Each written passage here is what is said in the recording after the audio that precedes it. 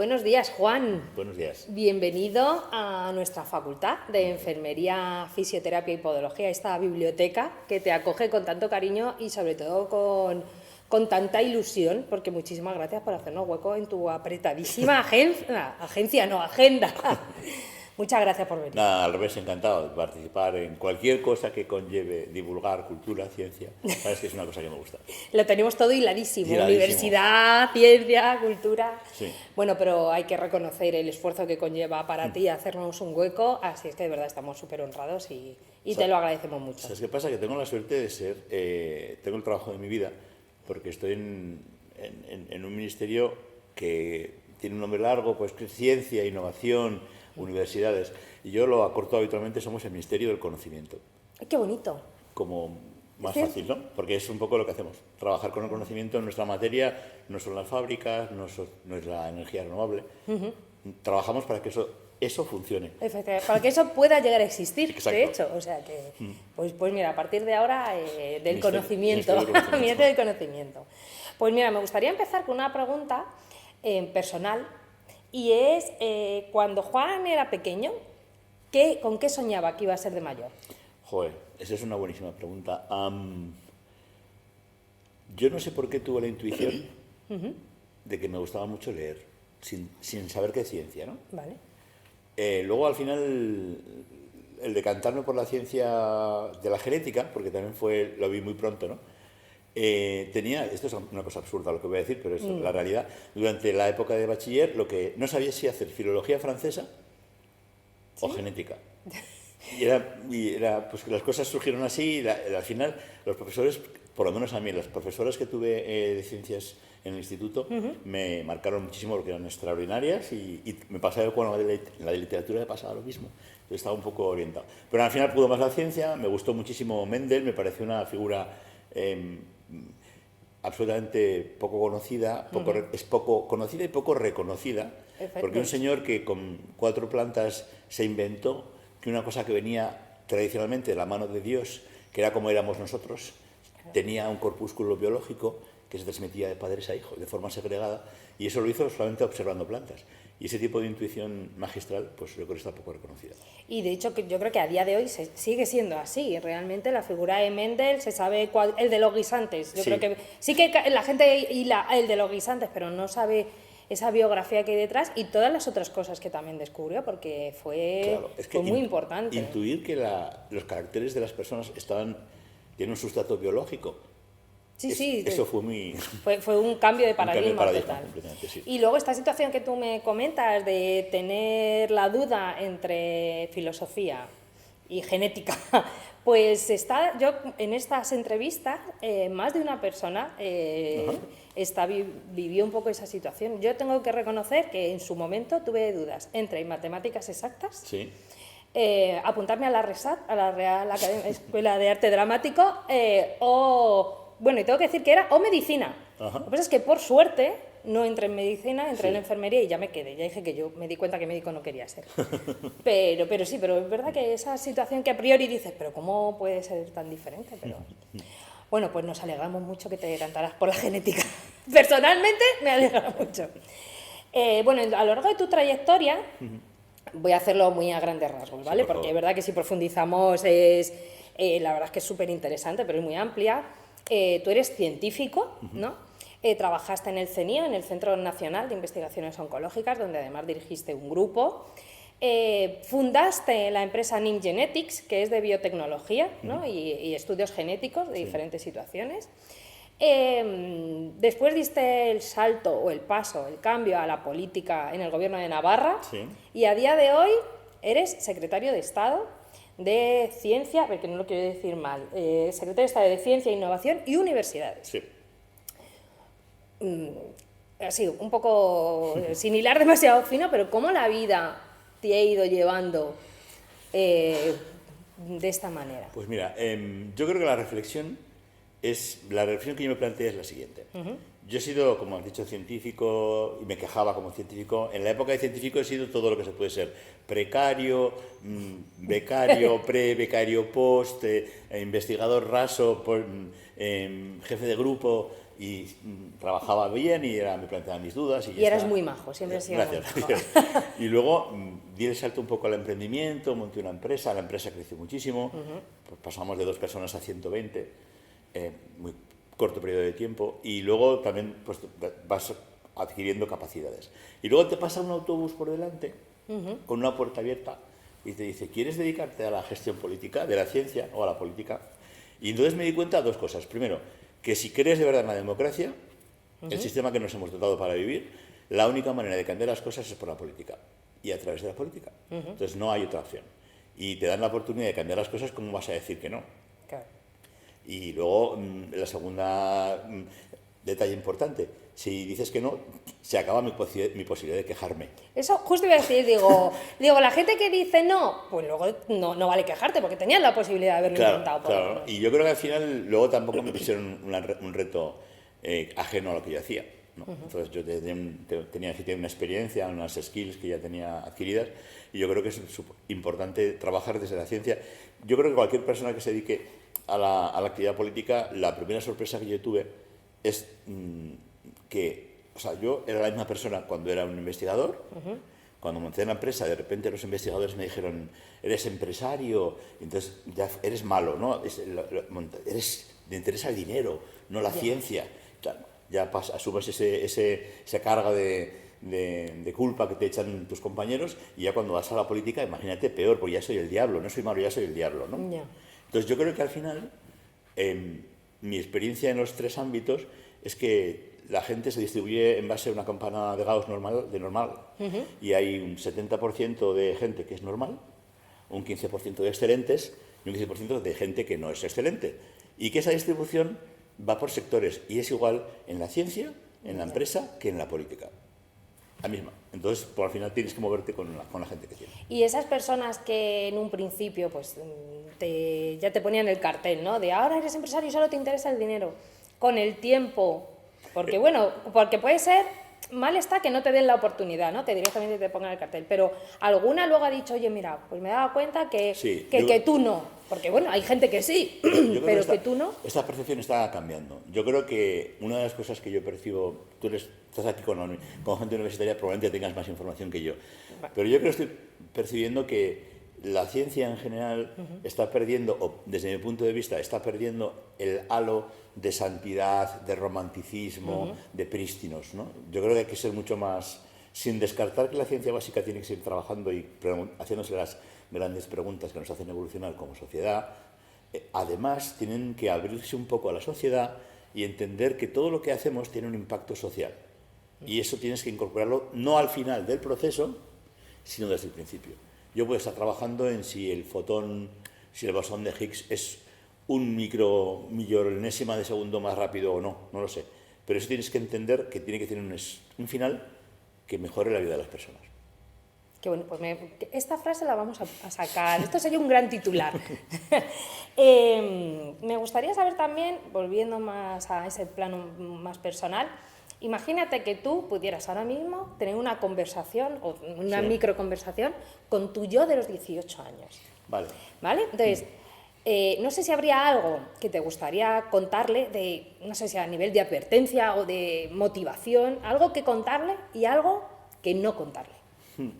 Mira, yo creo que si pudiera hablar ahora con el Juan Cruz que tenía 18 años, me hubiera gustado a lo mejor tener como era de los grupos de los listillos de la clase, a lo mejor hubiera tenido más simpatía con gente que no tenía las cosas tan fáciles como yo, a nivel intelectual.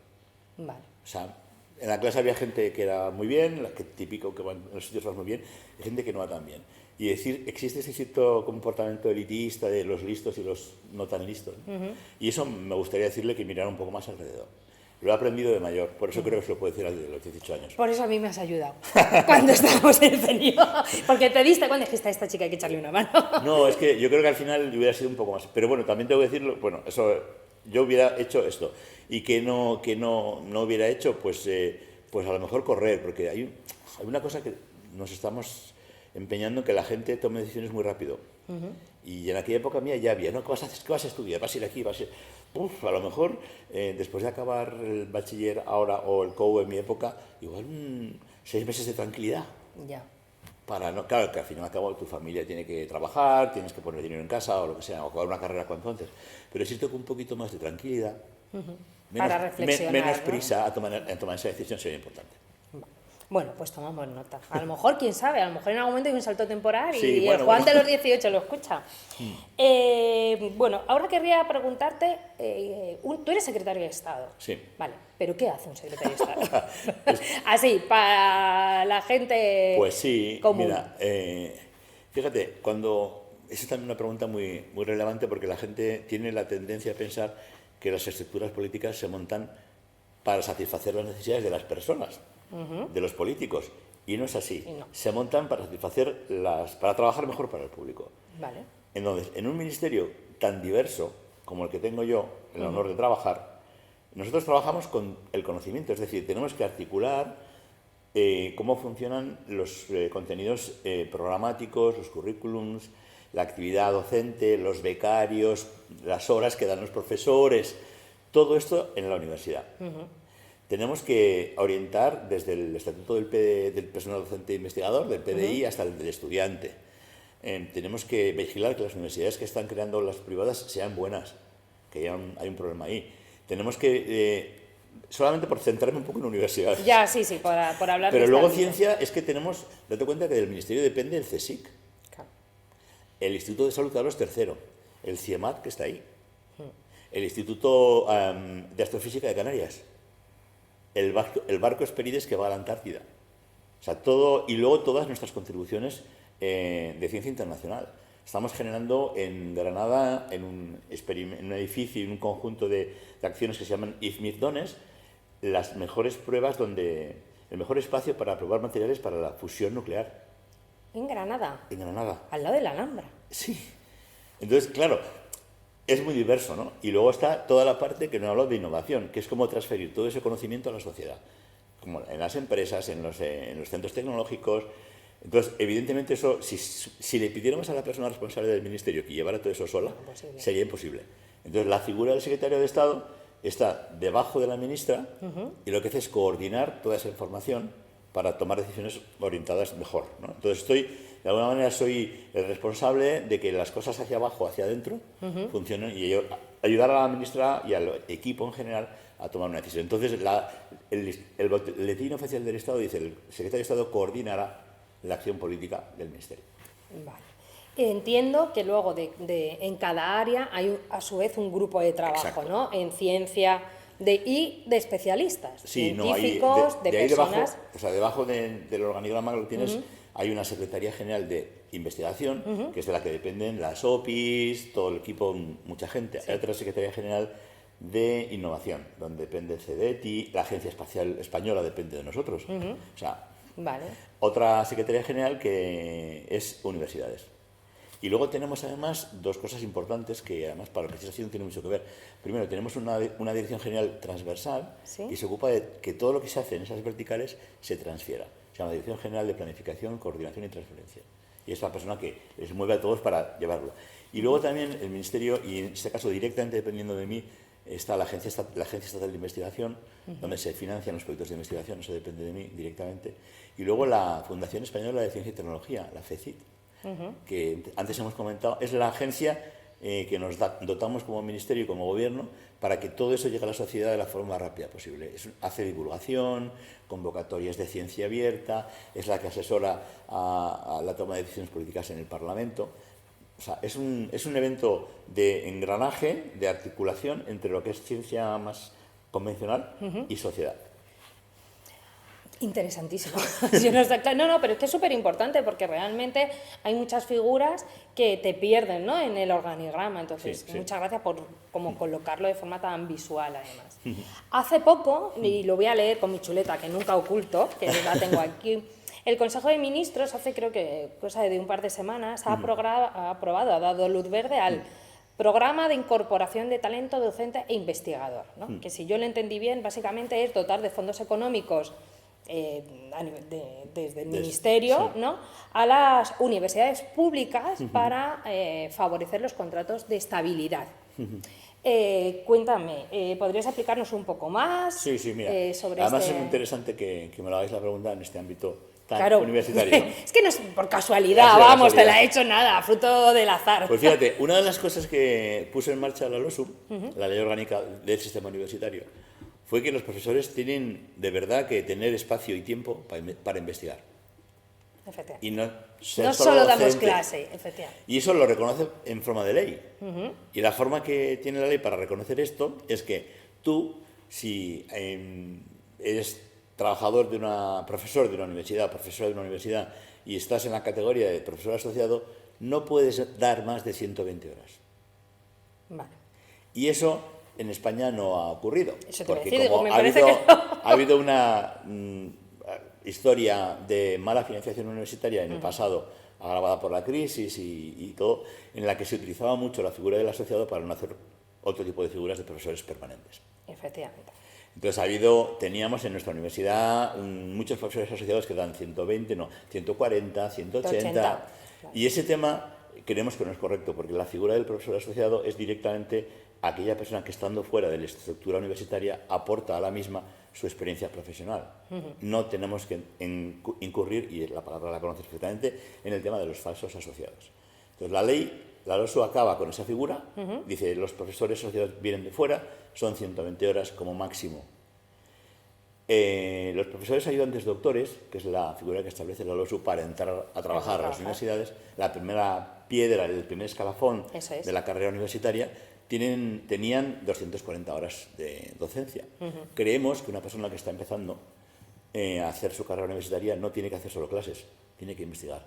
Y entonces hemos reducido por ley esa carga a 180, de forma que tengan espacio para investigar, y tiempo, y ganas. Las profesoras y los profesores ayudantes doctores tienen que formarse, acreditarse en la NECA para luego seguir su camino a laboral, a titular y a catedrático. Y eso no lo pueden hacer si no hacen investigación. Creo que estas dos figuras lo que hacen es reconvertirse y crear un vacío de que las clases hay que darlas. Claro, es que el problema que estamos teniendo ahora mismo, ya aprovecho y te lo comento por si quieres crear otra ley, no lo sé, es que claro, hay un problema de se están reconvirtiendo estas plazas, pero en este proceso, además hay muchas jubilaciones, entonces hace falta profesores porque las clases hay que darles, cada vez tenemos más estudiantes matriculados y nos vemos en situaciones de quién da. Me lo has puesto en bandeja. Que el programa lo que hace es, entendiendo que las competencias de financiación de las universidades son de las comunidades autónomas. Claro, es que estamos en la Comunidad de Madrid. Entonces, ese tema está claro. Nosotros no tenemos la competencia de hacer lo que acabamos de hacer. Entonces, nos ha costado medio año convencer a toda la estructura administrativa de los ministerios competentes de función pública, de Hacienda, de que tenemos que aportar algo, ¿no? La LOSU establece una figura muy interesante, que es el tema de la corresponsabilidad. Dice que la universidad es una corresponsabilidad entre el Estado, las comunidades autónomas y la propia universidad. Entonces nosotros hemos dado el primer paso, es una cosa inédita, nunca había pasado desde la democracia. Hemos salido a la calle y hemos puesto en circulación 3.400 plazas. Hemos hecho un estudio previo. Cuando descontamos las horas de asociados y de ayudantes doctores que daban de más, nos salen que habría que inyectar en el sistema universitario, en todas las universidades, unas 5.600 plazas para cubrir el vacío que genera las dedicaciones horarias restringidas de las nuevas figuras.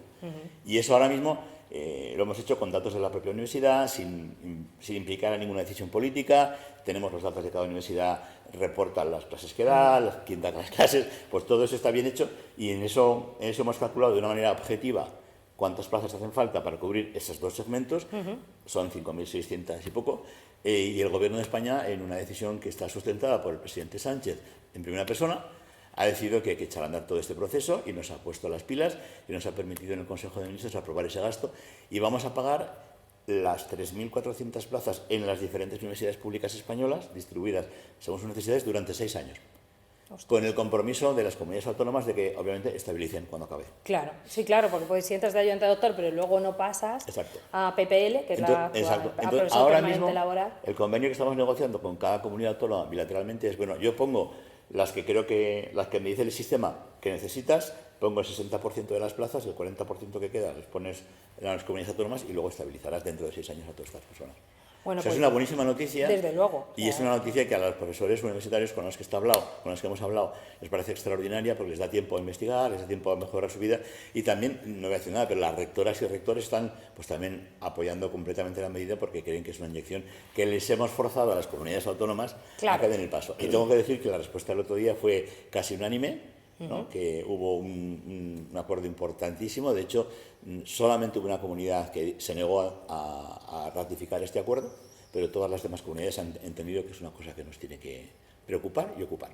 Pues bueno, nos alegramos mucho desde la comunidad universitaria, yo creo que puedo hablar en plural, de que es verdad que es algo súper necesario porque la calidad de la docencia está en base a esto, está en base a que haya suficientes profesores, que podamos dar las asignaturas de nuestro área de conocimiento, que no tengamos que dar una asignatura de la que no tenemos, bueno, de la que sabemos menos, para ser el más elegante, porque no haya profesores que se hayan podido contratar con esos perfiles, y es verdad que muchas veces el problema es que si la comunidad no da dinero, que si la propia universidad le falta, pero de esta manera estáis ayudando a que se pueda, a dar ese empujón para que se pueda avanzar. O sea, que, y yo creo que al final nos hemos reunido, la ministra y el equipo de la ministra, nos hemos reunido con todos los rectores de España, hemos visitado todas las comunidades autónomas, hemos trabajado... Un trabajo de campo previo. Trabajo de campo importante. Hay una búsqueda bibliográfica muy bien hecha, ¿no?, para saber... Exacto, el método ha sido científico, Efectivamente. Disección del problema, propuesta de solución, hipótesis, e implantación.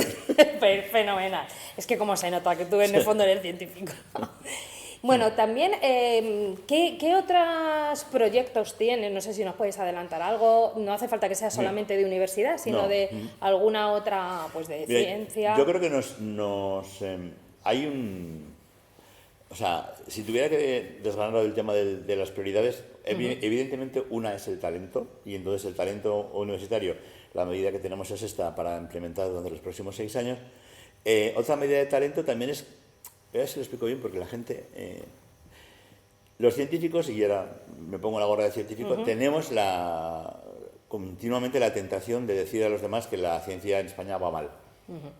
Es un mantra que he instalado, que viene derivado probablemente de hechos concretos, de que había poca financiación, de que esto estaba mal. Yo quiero empezar a cambiar esa percepción y lo voy a hacer con datos que creo que son importantes. Este país, después de la pandemia y de todo lo que ha pasado, está en el aspecto del ámbito de la ciencia mejor que nunca. Hemos dado un cambio radical. De los fondos que han llegado del Plan de Recuperación, Transformación y Resiliencia, de los fondos europeos, de Next Generation, España ha sido el segundo país que más dinero ha dedicado en absoluto a la I+D+I.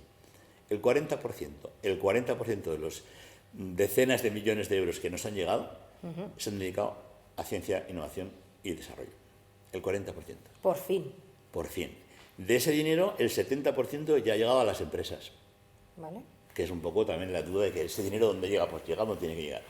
Pero aterrizando en el ámbito científico, la convocatoria que hemos sacado este año de Ramones y Cajales, que acabamos de resolver esta semana, que es la corporación probablemente más conocida de ciencia en nuestro país, en el año 2018 salió con 200 plazas de Ramón y Cajal. Este año salió con 500. Ostras. Un 150 más. Y además se ha subido el sueldo un 20% a todos. ¿Un 20? Sí. Hombre, son datos. Sí, estos son cifras. Son cifras. No son intenciones, esto está publicado. El CSIC, el año pasado, incrementó su plantilla en 1.000 personas. Un 7%. Plazas fijas. Y eso se nota porque precisamente en la convocatoria de Ramón y Cajal de este año, la que acabamos de resolver, el 30% de las solicitudes aprobadas son de gente no española que ha venido a España a hacer ciencia. Ese mantra de que la gente se va, sí, la gente se ha ido y es un problema que hemos padecido, pero que estamos revirtiendo el proceso es evidente, porque la gente quiere venir a España a hacer ciencia. Es que yo creo que el problema no es que en España no haya buena ciencia, es que no había dinero, porque científicos españoles siempre los ha habido y los sigue habiendo y son muy buenos. Es cierto que ha habido muchos problemas, vamos a hablar en pasado, ha habido Sí. durante mucho tiempo mucho problema para conseguir financiación, para poder sacar adelante proyectos, para poder terminar proyectos que estaban ya muy avanzados y por cuestiones económicas se han parado. Completamente. Científicos que se han tenido que ir al extranjero porque aquí veían que no podían continuar o que no podían iniciar. Pero está bien saber oye, ya se está cambiando, no es un deseo, sino que es un hecho, y bueno, y esperemos que esto se pueda mantener. Yo no estoy satisfecho, yo soy profundamente Todo se puede mejorar, inconformista y evidentemente. me parece todavía poco y me parece que hay que hacer muchas más cosas, ¿no? Pero esa es una evidencia. Y una evidencia, además, acabamos de sacar ahora mismo, esta semana, 2 convocatorias de captación de talento de alto nivel. Una es Atrae, que el año pasado vinieron 30 investigadores, es una especie de RC a la española, Vale. con equipo, 5 años completos, con compromiso de estabilización, y ha sido un éxito brutal. Ha venido mucha gente de fuera, hemos recuperado mucho talento, y acabamos de sacar otra figura que se llama consolidación, que es para aquellas personas que están en la fase no senior ni junior, en medio, y necesitan un poco de tiempo, 1 año, 2 años, pues para pedir un proyecto más gordo europeo o lo que sea, que también es una forma de afianzar. Con lo cual, hay trabajo por hacer, muchísimo. Yo creo que cuando me jubile seguirá habiendo cosas que hacer, pero es cierto que las cosas están cambiando y que creo que la decisión clara de que este país no puede competir ni debe competir en ganarse el futuro a través de salarios bajos, de precariedad, de turismo malentendido, no del turismo bueno, sino del malentendido, de actividades que tienen mucho riesgo, y tiene que ser una apuesta de talento. Nosotros no somos como Argentina, no tenemos las extensiones de terreno, no somos una potencia nuclear, o sea, tenemos lo que tenemos, que es mucho talento. Pues entonces, yo qué sé, a por ello. Pues vamos a darles oportunidades, ¿no? Pues qué bien. ¡Ay, qué contenta estoy! Estoy súper contenta en mi faceta de profesora y en mi faceta de investigadora. ¿Tú te ves en un futuro, en algún momento, no sé si te lo has planteado, o sea, tu futuro laboral en algún otro puesto de responsabilidad, de gestión? ¿Te planteas montar una floristería cuando acabe todo esto? No sé, ¿cómo lo ves? Mira, yo creo que, sinceramente, me dejo sorprender. Deja fluir. Sí, soy agua, be water, my friend. No, realmente, sinceramente no lo sé. No lo sé porque no. Si a mí me dices hace 10 años que iba a estar haciendo lo que estoy haciendo, te digo que no. Que es una cosa ¿Que de imposible. qué voy? Que de qué vas, no sé. Bueno, tú me conoces antes. ¿Qué voy a estar yo ahí, no? Realmente, en la vida te da sorpresas, y una de estas ha sido que me ha permitido cumplir un deseo, que es devolver a la sociedad lo que la sociedad ha hecho por mí. Yo soy una persona de familia humilde, mi padre era fontanero, mi madre trabajaba en una fábrica conservera y limpiaba oficinas.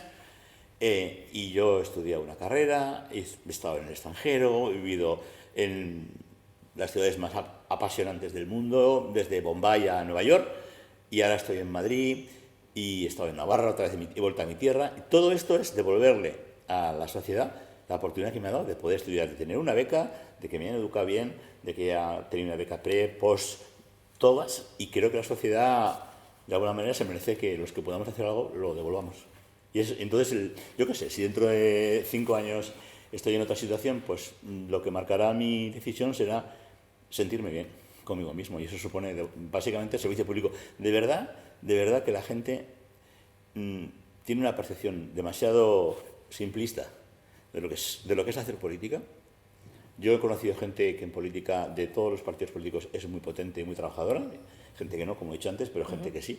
Y creo que la política es una actividad de servicio público que no está reconocida y que está denostada, probablemente por la falta de reflexión y por cómo se transmite a la calle y todo eso. Pero que el día a día es impresionante el honor de trabajar para los demás.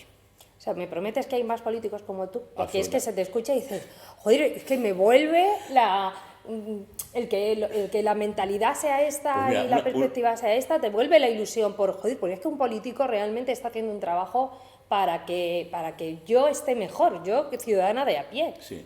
Mira, yo, una pregunta que es una reflexión que me he hecho y que otros me hacen en mi entorno, ¿no? ¿Te has arrepentido? Y yo llevo 5 años y medio, 6, empezar ahora, ni un minuto me he arrepentido de la decisión, ni uno. Y no lo he pasado bien, o sea, a veces el Parlamento, pero a pesar de que eso es importante y que te dan golpes y tal, también te los dan en ciencia cuando te Bueno, aprueban un paper. O sea, es que... Bueno, y te lo dan siendo madre y te- también, en la vida a los veces hijos, haces toca, toca, toca, la familia. y te coloca en tu Pero sitio. yo no me he arrepentido porque realmente soy un convencido de que las cosas hay que cambiarlas desde la democracia y desde la política. Y es el camino. Y también hay que trabajar expectativas. Yo, claro, como soy científico, pues en los foros que me dicen, es que ¿por qué no haces esto convocatorias? Y digo, porque no se puede. ¿Pero por qué no se puede? Digo, porque hay una ley que dice cómo hay que hacer las cosas. ¿Quieres cambiar la ley? Vamos a ir al Parlamento y se cambia. Pero mientras no se cambie, hay que cumplir las leyes. Y eso también te da una dosis de aterrizar, de no todo lo que crees que se puede hacer, una dosis de realidad. Y entonces yo creo que para mí, dicho que la política para mí es un servicio público y que estoy orgullosísimo de hacerlo, también es cierto que la política es el arte de hacer lo posible. Porque no es lo que quieres, sino Claro, lo que puedes. lo que se puede. Y ese tema de asumir decepciones yo le pregunto, pero cualquier persona racional de nuestro ambiente, ¿por qué no duplicáis el presupuesto de la convocatoria de Plan Nacional? Pues porque no puedo. Porque no es tan fácil, no Porque escoger y decir no es tan venga. fácil, porque hay que justificar para qué va. Al final los impuestos son los que pagamos a través de nuestras nóminas, ¿no? Claro. Yo quiero justificar cada euro que me dan. Y bueno, yo creo que es importante también eso, hacer lo posible. Hombre, es muy importante. Bueno, cambiando de tipo de pregunta, ¿vale? Bueno, vives una vida estresante, que Sí. son decisiones importantes, tienes muchas personas a tu cargo, tienes mucha responsabilidad, además lo vives como tal, cosa que es importante. De tus decisiones conllevan la vida de muchas personas, porque es así, que haya más puestos de trabajo, más posibilidades de mejora, etcétera. Entonces tú en algún momento necesitas descansar, ¿no? Necesitas desconectar. Entonces, trabajas eso de mens sana in corpore sano. ¿Qué haces para que tu cuerpo se relaje? Para bajar el cortisol. ¿Haces deporte? ¿Lees? ¿Con más conocimiento? Dos cosas hago, básicamente. Siempre que puedo nado, porque me relaja. Y además, hay la perversión última, hace unos años me regalaron unos cascos para nadar. Por favor, que no quiero estar conectado cuando nado. O sea, a mí nada. Los de música, los de que te pones para escuchar música. Sí, pero luego entra la radio, va con el teléfono, con el Spotify del teléfono. No, se acabó. Dije, no, yo quiero nadar sin artilugios. Para desconectar. Sin artilugios. Entonces me oigo la respiración, cuento cuento las idas y vueltas. O sea, me relaja mucho nadar. Esa es una cosa de deporte que me gusta muchísimo. Ando en bicicleta cuando puedo también, pero también, otro ejemplo, sin nadie. Yo sé que esto puede ser muy malo que lo diga, ¿no? Odio los grupos de bici. Voy solo. Tú solo. Tú solo contigo mismo, con las ruedas. Con las ruedas. O sea, conozco un compañero de aquí que te caería muy bien, Pues que podríais hablar mucho de esto. Es que no quiero ir a nadie. Tengo un grupo de amigos y vecinos. Oye, vamos juntos el sábado y luego almorzamos. Que es que lo que no quiero es eso. Lo que buscas es estar solo, Estar ¿no? solo. Vale. Y luego el otro hobby de mi vida ha sido siempre la lectura. Los viajes forman parte de mi vida, entonces no lo considero un hobby, porque lo he hecho toda la vida y he trabajado en muchos sitios, he vivido en muchos sitios en diferentes continentes, me da un poco igual, pero lo que me aísla y me da paz, soy capaz de acostarme, esto también es una intimidad, sin limpiarme los dientes, pero no sin leer. Importante saberlo también. Porque si me puedo olvidar lo de los claro. dientes, ¿no? Pero Sí, leer no puedo, y me encanta leer, O sea, a nosotros nos gusta especialmente, evidentemente, Sí, que nos digas esto. no, pero es que no. Mira, yo cuando hice segundo de BUP, que la gente, ahora no sé cómo es el equivalente en secundaria, será tercero o cuarto de secundaria, había literatura. Y me acuerdo que la de literatura nos obligaba a leer un libro cada mes, desde la Celestina hasta Galdós. Sí. Y para mí era un lujo, porque yo primero ya casi todos había leído porque me gusta mucho leer, pero a mí que me preguntaran cosas y que había un mes para leerlo y luego un examen pequeñito del libro. Yo eso lo hice también, ¿eh? Y me pareció maravilloso, o sea, me pareció maravilloso. Y yo me acostumbraba a leer siempre. Y ahorraba dinero y me compraba libros de todo tipo y sobre todo ahora ya tengo menos tiempo y leo más lo que me gusta más. Claro. Pero no puedo vivir sin leer, no sé. Pues mira, me dejas, vamos, a tiro de piedra. Nuestra última pregunta, porque nos gusta mucho terminar la entrevista pidiendo una recomendación. Entonces, ¿qué nos recomiendas, Cruz? Juan Cruz. Sí, Juan Cruz es el nombre, exacto. Es que si me tuviera que llevar a una isla algún libro, Sí, por ejemplo, venga. no lo que estoy leyendo ahora. Eso es, no, pues El libro que emocionalmente más me ha impactado en mi vida de siempre, ¿Sí? 100 años de soledad. Lo he leído, no sé las veces que lo leo. Y de hecho me reconcilia mucho con la humanidad de vez en cuando. También es cierto que he estado en Colombia, en la zona donde él vivía. ¿Sí? Y me he dado cuenta que le llaman realismo mágico, pero él no es mentira. Se puso allí y vio lo que pasaba. Ya. Porque esa Porque esa zona es espectacular. Entonces me imagino que Gabriel García Márquez estaría así diciendo, Dios mío, ¿qué está pasando aquí? Y lo puso en un libro. Y entonces me parece maravilloso, es un libro que leo con frecuencia. Es muy bonito, yo lo he leído en varias ocasiones y es verdad que es un libro fantástico. Para mí es un poco Rayuela, ¿no? De Cortázar. Son libros madre, ¿no? Que, Sí, que dan la luz a un son montón de hijos. fondo de armario, son de fondo de libros armario. de fondo de armario, que todos tenemos. Sí, pero es cierto que del día a día lo que más me desconecta por su capacidad de desconexión es la novela negra en general. Soy un forofo de la novela negra escandinava, ya me he hartado un poquito, Vale, pero ahí porque vas hay un variando. poco así y tal. Porque es que Wallander, Henry Mankell, Sí. todo el ecosistema de novela Yo negra... no conozco ninguno, o sea, yo pongo cara de ajá, pero realmente no conozco Henry ninguno, Mankell pero por Henry tu Mankell tono suena importante. es un autor sueco, no, es un autor sueco que fue el que realmente lanzó la novela escandinava sueca. Y el protagonista era un comisario que se llamaba Kurt Wallander. Y toda la acción se desarrollaba en un sitio que es donde yo viví, en Suecia. Entonces me veía reflejado, Claro, te veías. conocía las casas y todo, ¿no? Y eso me enganchó un poco más a la novela negra escandinava.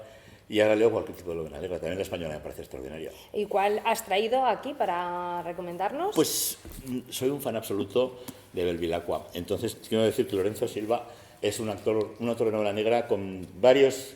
Tiene sus historias, luego tiene su Madrid, luego tiene sus diferentes universos, pero en el de Púa además toca un tema que me ataca personalmente, que es el tema de toda la época de plomo en Euskadi. Y cómo la Guardia Civil tuvo que infiltrarse y tomar decisiones complejas y trabajar mucho por el bien de este país, y creo que es un libro que merece la pena. Pues nos quedamos con la recomendación, vamos a mostrarlo a cámara. Púa, de Lorenzo Silva, además de 100 años de soledad, por supuesto, como nuestro fondo de armario. Sí. Y bueno, Juan, la verdad es que ha sido un auténtico placer escucharte. Yo contigo había hablado antes porque nos conocemos en el CENIO, Sí. pero llevábamos mucho tiempo sin Sí, vernos, sí. y más desde esta época nueva de político, pero de verdad me has emocionado porque me parece tan importante que la ciencia y las personas de ciencia puedan asesorar y puedan trabajar desde dentro para que esas políticas se puedan sacar adelante. Y que estés en ese ministerio del conocimiento y lo cuentas además todo con tanta emoción que me parece maravilloso, y te lo agradecemos y te lo agradezco personalmente mucho que hayas Es estado que aquí. yo creo que la palabra es esperanza, ¿no? Sí. Es que tenemos una esperanza importantísima que cumplir. Pues muchísimas gracias una vez más. A vosotros, y ánimo con el programa, que es una gozada. Pues muchas gracias. Nosotros lo hacemos con mucha ilusión, Pues eso ya está está, claro. claro que sí. Muy Así bien, es que muchas bueno, gracias. pues bueno, mucho ánimo con todo el trabajo que te queda por delante. Muy bien, gracias.